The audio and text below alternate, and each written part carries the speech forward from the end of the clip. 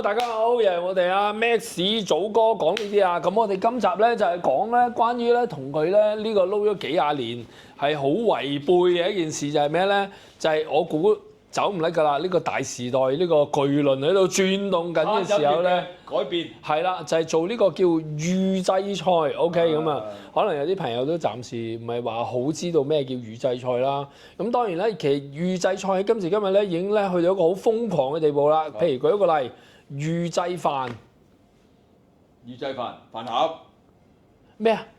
一個白飯預製白飯啊，即係啲白飯已經煮好咗，嗰啲鋪頭咧只要隨時有人食，擠落個微波爐叮翻熱就攞翻出嚟㗎啦。哦 OK，好閒啫，白飯做乜嘢啫？咁啊預製檸檬茶啦，即係啲檸檬茶已經打到搞到爛晒碎晒，就一攞落嚟咧，可能係10公8公升咁樣，即係你要飲，你話要飲杯凍檸茶。佢就會倒出嚟俾你咁樣嘅，OK。其實呢啲咧，我都有少少資格講嘅。其實你哋唔知啫。國內啊，好多連鎖集團都係用預製菜㗎啦。嗱，譬如我唔好講名，我就唔講啦嚇。我淨係講嗰個食物啫。係。好，各位粉絲、各位朋友，歡迎大家嚟到凌晨空間之天師師傅呢個頻道啊！嗱，天師師傅咧已經應承咗大家啦，喺10月1號咧正式新上線一個新嘅 YouTube 頻道，講多次叫做凌晨空間之天師師傅，係獅子個獅啊！嗱，我會將佢度打喺呢度啊！咁啊，好多謝大家啦，一路支持我哋嘅凌晨空間啊！咁好開心。今次咧又多一位師傅咧加入我哋凌晨空間嘅大家庭，咁咧阿天師師傅咧係我識佢到而家咧都有兩三個月咯。係啊，係我唔止咯，係差唔多啦。唔止，係我極力要求啊天師師傅咧加入我哋嘅大家庭啊！咁當然啦，有你哋粉絲嘅支持咧，我哋凌晨空間咧先會可以繼續拍多啲好片俾大家啊！咁啊好啦，大家記住10月1號阿天師師傅嘅凌晨空間之天師師傅。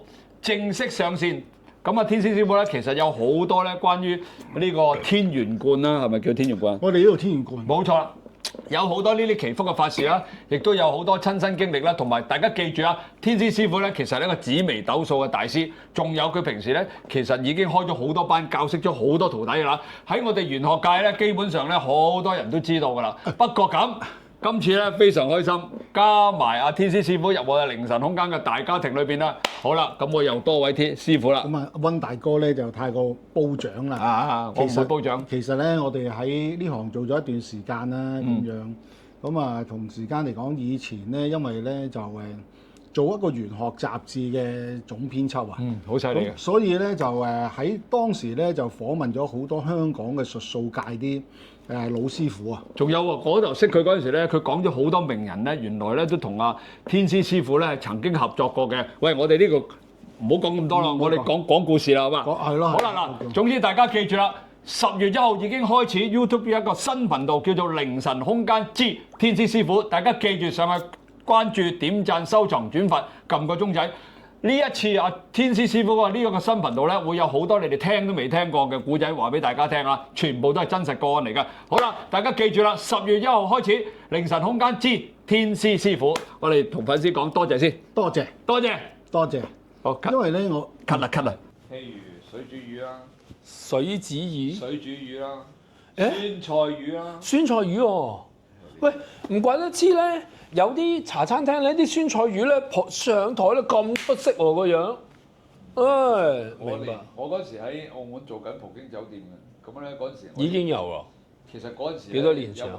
早都有5、6年前。哦。咁嗰個有一次我識得嗰個有個工廠老細，佢做食品嘅，咁佢話攞咗好多包俾我，咁我話啲咩嚟㗎？佢話呢啲咪水煮魚咯。我話點食㗎？佢話你攞開啦，打開食得㗎啦，翻熱就得㗎啦。佢所有嘢已經一包 pack 好晒嘅，有幾種魚嘅，有烏魚，有唔記得啦，有幾種魚嘅。其實佢冇嘢㗎，你整好咗個酸菜底，咁呢個魚咧就鋪上一蒸咁就得㗎。哇！唔怪之咁靚。甚至乎咧，佢成個袋抌落啲熱水度，攞翻出嚟攪一鋪落去就係㗎。係。好簡單㗎。其實呢啲餐飲嘅國內嘅餐飲連鎖集團咧，有好多咧都係預製嘅，因為你諗都諗到啦。佢哋有咁多個分店，如果佢下下咧叫啲師傅去做嘅話咧，個出品啊一定有參差嘅。其實好多呢啲粉絲唔知道，集團嗰個分店越多，出錯嘅機會就越大。對，一間出錯，影響到佢成個集團。佢為咗避免個食物個水準佢會有參差，係，所以咧佢必須要做成一個預製菜。如果做成一個預製菜之後，嗰個味道啊各方面咧，佢會一致性嘅。好控制好多。係啦，因為你好多時都會聽到咧，如果一啲餐廳佢越連鎖集團越多，咁呢間又好食，呢間又唔好食嘅咁，係嘛？好多時都會咁啊。好多時係嘛？爭好遠嘅。係啦，咁佢為咗避免有咁嘅情況發生咧，就變成呢個咧係預製菜，佢自己預製又得，或者佢同一啲食品廠佢傾好晒點樣製作，就預備整好晒，打晒批，整抽晒真空，咁佢落去到翻熱就得啦。其實呢啲已經係我諗都唔止而家，其實唔係而家發生嘅嘢。但係因為近呢半年咧，計呢個兩餸飯、三餸飯之後咧，喺後邊嗰啲叫預製菜嘅工場咧，越開越多，越開越犀利。正常㗎。係啊，咁佢哋主力就係做一啲佢哋都話做一啲燜好咗㗎啦。係梗係啦。係啊，即係已經煮好咗。尤其一啲咧，平時咧，如果叫師傅整咧，反而係唔容易整嘅一啲嘅濃味啲嘅嘢咧。其實燜嘢最着數咯，佢話。其實你哋唔知啫，因為根本你哋真係唔知。香港地而家好多個茶餐廳，佢係可以攞啲預製菜翻嚟嘅。係。嗱，我唔係講緊所有。唔係啊，係真係好多都係啊，係啊。因為尤其是你講得啱嘅，啲燜嘅要可能要燜個幾兩個鐘嘅。對。嗰啲我哋叫做有西餐係叫燴啦，中餐係叫燜啦，係嘛？咁呢啲咧，譬如紅酒牛尾啊。嗰啲咁嘅燜牛腩啊，平時茶餐廳冇可能有得食嘅，係啊。即係嗰啲燜好晒，其實你而家咧有啲專係預製菜嘅鋪頭咧，其實你可以 order 翻嚟，咁你咧就翻熱就倒落嗰個兜度，就已經熱到出得㗎。對。啊，已經有咗㗎啦，其實呢啲嘢都唔係。都幾好，因為我睇翻我條片嗰個廣告，嗰個老細都話，而家一個禮拜7日，我哋每一日間公司晏晝 lunch 都會有5款唔同嘅食物，係啊，一個禮拜就35款，而且同時佢一啲都唔使傷腦筋嘅喎，佢唔使諗點樣去買嘢翻嚟食試味，跟住又要同個師傅點樣磨合啊，去傾啊，或者各樣啊點，又唔使度餸又唔使剩，哇！總之呢個禮拜咧就已經搞掂晒㗎啦。係啊，係一個非常完美嘅一件事，對於餐廳老闆嚟講啊。所以我點解講香港嘅餐飲業會一路衰退咧？就係第一，你而家嘅預製菜越嚟越流行啦，係，咁你成本就相對嚟平啲啦。咁啊，第二咧就係因為而家咧嗰個點講咧，嗰個廚房啊，係，嗰個廚房水平係越嚟越下降啦。係，即係我唔係踩香港廚房，我都唔想香港嗰個廚房，我無論我只係即係我係話俾大家聽，呢個係事實嚟嘅，因為已經青黃不接喎。我好多集都講過，廚房嘅水平係青黃不接㗎啦。嗯。真係青黃不接啊！唉，唔好講我對落嗰啲啦，淨係講我之前仲做緊嗰啲餐飲嗰啲，你見到啲嘔血，我用嘔血嚟形容。不過唔好講呢樣嘢，咪又話我踩香港。咁啊，呢個導致到餐飲業越嚟越衰退，越嚟越萎縮，啲香港人越嚟越唔想喺香港消費，即係你冇辦法嘅嘢嚟㗎。你食嘅嘢，不過咁喎。而家有個趨勢，你睇唔到喎，我睇到喎。咩嚟㗎？國內越嚟越多連鎖集團喺香港開鋪頭。係梗啦。我去沙田，哇，有好多間係國內連鎖集團喺香港開鋪頭。你有冇食過陳伯伯啊？梗係有啦。陳伯伯開咗啦，將軍澳。其實嗱，我頭先講預製菜。陳伯伯。我冇講名啊，你講呀。唔準講嘅咩？有冇搞錯啊？我冇講人哋，我冇講嘅，咪等我出街門口俾人哋揼啊。OK。其實我再講一次啊，好多預製菜喺國內嘅連鎖集團已經發生緊。嗯，梗係啦。點解發生緊？因為佢想嗰個食物嘅水準同埋味道係一致性嘅。對。啊，呢個係特點嚟嘅。第二，佢唔使請咁多大廚，因為大廚嘅人工好貴嘅。係。咁啊請到啲大廚翻嚟，如果大廚扭計咧，就仲加死。對。所以咧，佢將呢啲食物咧就變成諗好多方法，變成預製菜。預製菜佢請第一唔使請咁貴人工啦，第二請啲人翻嚟，你唔做咪走咯，我揾個阿姐翻嚟翻熱啫嘛。啱啊，啱啊，根本就係咁樣。咁相對嚟講，味道嗰方面咧，因為嗱有一個網紅啊，我哋唔好講名啊，有個西字嗰個係嘛？係。咁就去試啦。咁啊好當然啦，佢個地位一塊方形嘅包好甜好唔多，好講名係邊位啊？咁佢咧就西人食嘅。係啦，咁佢就喺個網度就發表啦。當然啦，佢好受歡迎啦，係即係可能我講嗰個會俾人鬧啦，或者佢嘅粉絲去針對我啦，都唔緊要。即係我想講嘅就係佢已經好高地位啦。佢就話而家啲預製菜咧嗰個出品咧非常之好啦。好好食。但係你咁講，你明唔明啊？即係你咁講咧，我覺得啦，我身為一個大廚，預製菜就點及新鮮嘅咧？明唔明？聽得明啊？預製菜係咪要等喺雪櫃啊？你唔好同我講。唔係呢個又係其中一個要處理嘅問題，係啱。預製菜係咪要等雪櫃？喺運送同埋冷藏嗰個過程裏邊，要唔要？你一定要啦。你答我得啦。一定要㗎啦。係咪要預先整好？係。整好幾多日啊？上晝咯，或者前一日咯。起碼都幾日啦，係嘛？香港都好似話咁我一批批整㗎嘛，你食唔食得晒先食得咁快？你肯定唔會話我今日整完，你聽日就可以賣得晒㗎。簡單啲講都幾日啦。係。即係我保守估計係幾日啦。咁你啲嘢幾日嘅食物點及新鮮？由生煮到去熟好食咧？係。當然，如果你話你食嘢你唔介意味精味，唔介意雞粉味嘅，咁一定係好好食㗎，一定好好味。但係你如果你真係想食新鮮啲嘅嘢，新鮮啲啊，唔好講一定新鮮啊，新鮮少少嘅嘢，係咪現場你去到間餐廳，個廚師接受到你個 order 啦，跟住咧先至攞啲肉食。雖然佢啲肉已經醃定晒，但係生㗎嘛，要煎嘅、要煮嘅、要食嘅，咁佢即時喺廚房度煮咗攞俾你食，呢個係咪最好啊？唔係。啊，就唔係啊？點解咧？佢嗰啲煮出嚟啲嘢唔好食嘅。主要唔好食係因為個廚師嘅手藝或者個傳承得唔好啫，唔關乎係佢嗰個新鮮度啊嘛。喺我嘅角度，任何新鮮嘢都永遠都係好食嘅。好。我使乜啫？我隻蝦游水嘅攞翻嚟烚咗佢，你好食㗎。我乜都冇整過喎，我烚熟隻蟹攞新鮮嘅游水嘅烚熟佢，你好食㗎。係。你試下我揾隻蟹烚熟咗，急凍雪凍咗，等喺雪櫃攞俾你食啊。凍蟹。凍蟹點及新鮮蟹咧？係。凍蟹係咪？雖然你都話，我都好彈口，但係咬落個軟熟度啊，佢裏邊含有嗰啲汁啊，即係逢係食物都有汁㗎啦，即係水分㗎啦，係遠遠都不及㗎嘛。即係我就成日覺得預製菜冇辦法，社會趨勢，但係實質社會趨勢，我哋要食嘢嘅人點會揀預製菜咧？係。我成日都講，即係我成日都講啊，雖然又有好多人鬧我㗎啦，即係我唔明點解。即係我講真呢啲有人鬧，不過唔緊要，我講翻我自己啊，我分享我自己啊，唔係講你大家啊，我係唔食兩餸飯嘅。我真係唔食。沙士嗰陣時我食過。我都係唔食。係。點解？我自己覺得兩餸飯咧係比較一啲，即係已經整好晒喺度，佢揾個兜下低有啲蒸氣嘅啫，呢啲嘢。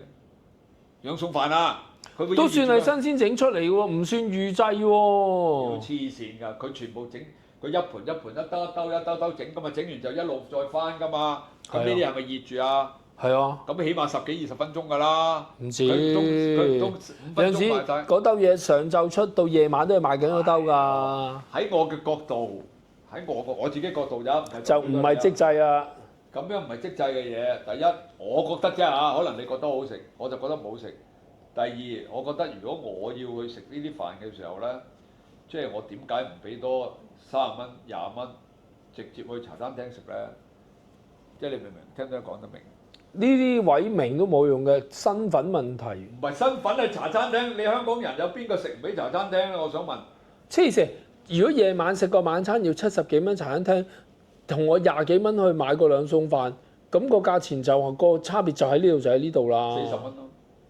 哦，咁可能係嗱，對唔住啊，可能有一啲人就係喺40蚊裏邊作個取捨啦。係啊。但係喺我嘅角度，食落口嘅嘢，如果唔係真係貴到離譜嘅嘢，食好啲咁多。即係當然啦，有啲低收入嘅人士，我唔係講緊呢啲人士啊。咁我哋亦都明白嘅，真係有時佢甚至乎有啲攞綜援嘅朋友都好，係 OK。我講緊我自己啊，我唔係講緊呢啲人啊，我講緊我自己。因為我自己可以消費得起茶餐廳嘅，我一定去茶餐廳。我絕對唔食兩餸飯，係我自己個人嘅問題。因為我覺得，既然我消費得起茶餐廳嘅，我點解唔消費茶餐廳而去食兩餸飯呢？因為明知道呢啲都係整熟晒嘅嘢，即係我可能嘴刁啲啦，做咗幾廿年廚房，即係咁樣食嘅咧，我一咬落去我就已經覺得咩可能啊？就好 Q 嘴刁啦，唔好玩啦。咁我又冇咪係咯你總之係你做嗰行，唔係你總之你係煮個就算成日你煮個通心粉落兩條菜落去，咁我都覺得 O K 嘅。即係如果總之係我自己接受唔到整好晒嘅嘢啫，唔代表人哋啊。呢個係我可能咁多年嚟嘅習慣，或者可能我嘅職業去令到我唔會咁做。但係唔代表咗呢樣嘢唔係好先，係唔好嘅事。兩餸飯係帶起咗個社會嘅經濟嘅，兩餸飯亦都造益咗好多低收入人士嘅。呢一件兩餸飯係好嘅事，我只不過就話，如果我嘅能力係能夠支持到茶餐廳嘅，我會茶餐廳。咁其實我係代表咗我可以，即係我自己嘅個人嚟講，我食落口嘅嘢係好啲啲咁多堆啊，好啲啲咁多啫，啲啲咁多堆啊，我食落去㗎。係嘛？我自己嘅感覺啊！我食餐飯，我認為食完餐飯我都開心嘅，咁我梗係開心㗎啦。如果我食兩餸飯嘅，我自己覺得我過唔到自己咋，唔係代表人哋啊。兩餸飯唔係代表唔好啊，只不過係我自己嘅個人睇法啫。兩餸飯、三餸飯好開心㗎，買翻屋企食。其實想同你講，你可以揀你自己中意食嘅，哇！好似琳琅滿目咁樣。今晚睇下食乜先咁樣嗰就有啲。我真係冇對唔住，我喺香港未食過兩餸飯。哦，唔緊要，我話俾你知，而家因為點解咧？尤其近而家兩餸飯、三餸飯喺香港已經變成咗一個白熱化嘅一個競爭咧嚇，開始好食咗好多。我講真嘅。即係你企埋睇，你都覺得樣嘢都係對路㗎啦，係嘛嚇？但係即係啱啱有兩餸飯嘅時候，梗係難聽啲講，揀咗好似監倉飯咁樣，就好悲慘先食兩餸飯啦。最早嗰陣時，而家提升到一個咧，就係一個唔正常嘅地步㗎啦，已經。係咩？即係你行埋去可能係西蘭花炒蝦球帶子，真係有隻大蝦俾你㗎，好大隻蝦㗎。唔係嗰啲急凍嗰啲蝦咁大隻啲咯，都好犀利啊！好大隻哦，唔正常。嗱，就咪舉一個特別靚嘅啫嚇。咁當然啦，有蟹啦，有龍蝦啦，有乳鴿食啦，乜都有啦。而家乳豬啦，乜嘢都有啦。OK 咁樣。但係我哋而家今集都係講翻呢個叫預製菜。點解咁講咧？佢訪問咗一個咧長期已經幫襯預製菜嘅老闆咧，佢就話：嗱，我就係講緊嗰間啦，一日晏晝有5個飯。但係佢茶記嚟嘅喎。茶記嚟嘅，咁一日咪35個嘅。咁佢哋問佢㗎，喂，你以前係咪咁做？我以前都係咁做。咁就要買料啦，叫翻嚟或者各樣啦。佢話你唔好講料錢，乜都唔好講，淨係講嗰個廚房個師傅。佢話佢如果咁叻仔，我請佢翻嚟，佢一個禮拜炒35個餸，佢都識炒嘅，最少3萬蚊一個月起跳。3萬蚊唔係好多錢啫，3萬蚊。唔係最少啊嘛。你知唔知而家茶餐廳炒散一日幾多錢啊？2000蚊啊，冇咁多係嘛？1000至。基本上1000蚊起碼，至到有啲高嘅俾到1200到1400。好啊，嗱咁樣，咁你請個穩定師傅翻嚟最少3萬。咁但係佢話佢而家炒咗個師傅之後咧，全預製菜，我請個姐翻嚟滾翻熱佢，跟住仲要係點咧？3個鐘頭就夠㗎啦，因為晏晝上3個鐘啫嘛，12點做到2點。係啊，咁唉，我真係呢個又係悲。冷靜啲，聽埋個數據。真係悲慘啊！呢個真係。8000。呢個悲慘嘅我同你講。嗱，一日3個鐘，即係你俾60蚊一個鐘佢，慳咗成2萬幾蚊。咪係咯，抌盡。喂，2個阿姐8000喎。所以咧，我講俾你聽，我翻咗去國內，同埋去咗大陸做嘢，去咗澳門做嘢咁耐啦，加埋都有10年啦。翻嚟香港。我發覺工資都好似冇咩加過。如果你而家出嚟撈，你阿招啦，直頭。而家冇撈啦，預製菜都收你皮啊！直頭。你死開啦！咪係咯，阻住啦！大廚喎，帶你條命。睇唔睇到入邊啊？做咗出20份麻婆豆腐飯啦，人哋將呢20份掉晒落啲滾水嗰啲袋嗰度，跟住剪倒落啲飯度。幾好。連啲飯都係預製㗎，煮你條命咩煮？哇！呢個世界永遠都係啊，所以而家發明咗好多啲炒餸機械人啊。呢個未講啊，係啊。你即係基本上有啲又話，哎呀炒出嚟，唔係啊，冇人炒冇分別。咩啊？好過啊！最新嗰啲機全部都好過你嗰啲乜嘢㗎？OK。嗱，我就有商榷嘅，不過咧，大趨勢咧，因為其實社會越進步咧，亦都淘汰咗好多種。一個越大嘅齒輪喺度運作。淘汰咗好多職業㗎啦，已經。係。咁你話遲啲廚房廚師有冇得淘汰咧？我覺得啊，即係我覺得遲早一日會淘汰。有可能係，因為佢一路萎縮到一個地步咧，可能又轉型變咗一啲。到時你想有一個人喺你前面煮餸嘅話咧，可能要俾一個高昂嘅費用啦。對，即係可能會係咁樣，即係一路萎縮晒㗎啦。因為而家譬如已經出咗一啲叫煮麵機啊，我唔知你見過，早成7、8年前已經出咗㗎啦。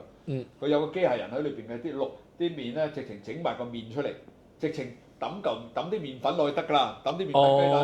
佢呢部機煮咗個麵出嚟，咁樣嚟個麵，跟住咧個機械人就攞個隔離，過咗隔離落麵。跟住咧，佢有啲餸嘅，嗰啲餸咧就喺度夾咁啊抌落去出埋個麵咁㗎。已經有㗎啦，呢啲淥麵機械人已經出咗㗎啦。你話而家炒餸嘅機械人就出咗啦。係啊，最新嗰個我睇嗰個就係話，全部跟住一啲舊嗰啲秘方嚟到炒，就唔集百家大成，譬如好似 AI 咁咧，集百家大成咁樣咧，佢會自己不停咁收數據㗎，而且咧佢會隨住啲客人咧，譬如舉一個例。你而家係咁樣噶嘛？你而家坐喺度咪點嘢食嘅？而家咪已經係咁，唔使嗌伙計嘅。你如果最撚尾食完之後咧，佢俾話喂，譬如今日呢個有少少太鹹啦，嗰啲牛肉又唔夠咩，佢就會開始慢慢收集啲數據咧，令到佢變得越嚟越。我講緊頭先話變得越嚟越好，就係呢個位置嗰度咯。佢會開始不停咁收集啲數據。因為其實咧，你機械人咧喺嚟緊啦 AI 嗰啲機械人咧，其實真係絕對做到你炒餸嗰啲。同埋你要明白到，舉一個例，好似啲乜 Q 師傅嗰啲，你行下同佢講，喂，今日啲牛肉炒得好鹹喎，你點啊？你話你哋會點啊？你點答啊？總之就唔答喎，幾好笑。我而家代佢答啊，揸住把刀，鹹乜撚嘢啊咁樣，咁啊直頭係仲話接受意見啊已經。嗱，即係冇辦法嘅，有人嘅社會就係又係咁樣嘅，個個都唔中意人哋話你唔得㗎啦。做咗幾廿年，你話佢炒個飯唔識，你估佢嬲唔嬲？呢個冇辦法㗎，但係相對嚟講咧，呢種嘅態度咧係遲早有一日咧係被社會淘汰嘅。你話我話得啦，唔使諗啊，呢個唔使諗啊。以前做廚房咧係唔憂做嘅，直至到今年或者舊年開始，已經好多人，我已經收到好多人話做廚師係冇公開嘅。嚟緊將來咧，可能同預製菜都有關。梗係有啦，你好多都有關係嘅，即係越嚟越唔需要太多大師傅。你啲大師傅啊，所以相對廚房嘅人工咪越嚟越少咯。明明以前一路升上去，而家全部跌翻晒落嚟，人手越衰嚟又越嚟越少。咁你啲嘢一路萎縮到一個地步咧，咁呢個社會咧我都唔識講啦。你講埋佢都得啦。冇啊，即係我哋本來今集都冇話諗住特登講嘅，但係啱啱上個禮拜就係睇咗個講點樣預製菜啦，亦都請咗啲網紅上去食啦，即係食完之後，喂，究竟個分別啦，即係讚或者個咁樣咁。要讚喎。咁唔係，佢都有講過嘅。嗰個預製菜老闆都話，有一啲菜式咧係永遠都可能都替代唔到嘅。佢係譬如舉一個例就星洲炒米同埋乾炒牛河，佢話呢啲係要即炒嘅。佢唔知啫，有機械人啊，已經有出咗㗎啦，已經出咗嗰隻鑊。咁跟住咧有一個廚師企喺中間，4、5個鑊喺度，佢將啲碼咧放晒喺度，跟住咧就喺度倒落去，即係分開先後次序倒，佢咪得停兜呢個，倒完呢個，咁有個兜緊啊，個隔離又再兜，佢咪倒晒落去咪就咁咯。好精準嘅添喎，仲要係嘛？佢可以咁樣兜㗎嘛個機器，咁跟住好啦，兜完機啊撳掣一熄，佢已經搞掂咯，想點就咁。因為回應翻佢開頭喺個片頭度講咧，佢話：喂，你呢間餐廳食咁好食啊？呢間餐廳咁乾炒牛河咧係一件好難揾地方好食嘅地方嚟啊嘛！我淨係揾到咧油麻地咧有一間餐廳咧係最好食，我跟住去翻同一間即係同一個品牌啊。喺尖沙咀又有啦，旺角又有，冇一間可以好似油麻地咁好食嘅。因為你本身個廚師嘅問題啊，有時真係冇得講㗎。嗰個人嘅手勢好啲，出嚟真係差唔同味嘅。即係同一個料嚟㗎咋，係啊。我哋試過無數次㗎啦。有啲人整得嚟齋隻鑊一兜好好食，有啲又係咁兜，你睇住佢係咁兜，都係唔好食。呢個冇得解㗎，冇得解釋嘅嘢嚟㗎呢啲啊。總之就。不過咁啦，喂，差唔多。你撈幾廿年點解冇得解釋啫？我轉頭入去喊啊！即係我哋呢個行業，廚房行業啊，真係冇得搞啦。居然話冇得解釋喎，同一樣嘢，居然咁樣，即係不負責任，啲廚房佬全部都不負責任。呢啲嚇唔係啊 ，OK， 出邊有啲完全都係好人嚟嘅。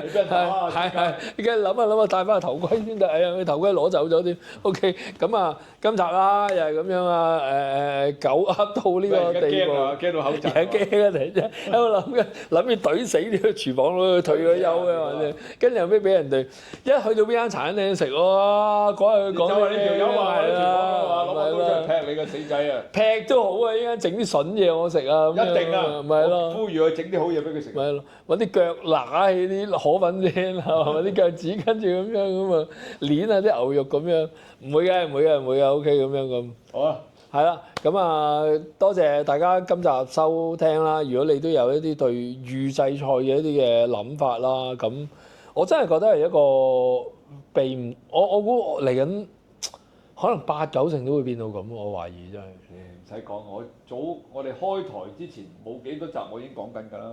係香港嘅餐飲業一定係倒退㗎啦，我講咗㗎啦，早幾個月前已經講緊㗎，而家冇錯㗎。你而家睇下我嗰陣時唔知預製菜係咁大威脅咯。一早我已經講㗎啦，呢個係趨勢嚟嘅，冇得講。係一個社會趨勢嚟嘅，冇得搞。好啦，咁啊，多謝大家啦，咁啊點讚、收藏、轉發同埋撳鐘仔，同埋俾心心我哋啊，係啦。嗱，我哋咧，其實咧，我哋講咁多嘢咧，都希望呢個香港社會好嘅啫。不過咧，評論下啦，你哋認為有啲咩意見嘅，亦都可以留言裏邊留言啦。咁啊，大家一齊傾下都冇問題㗎。啊，多謝你哋繼續支持啊！呢集到呢度啦，我哋拜拜。好，拜拜。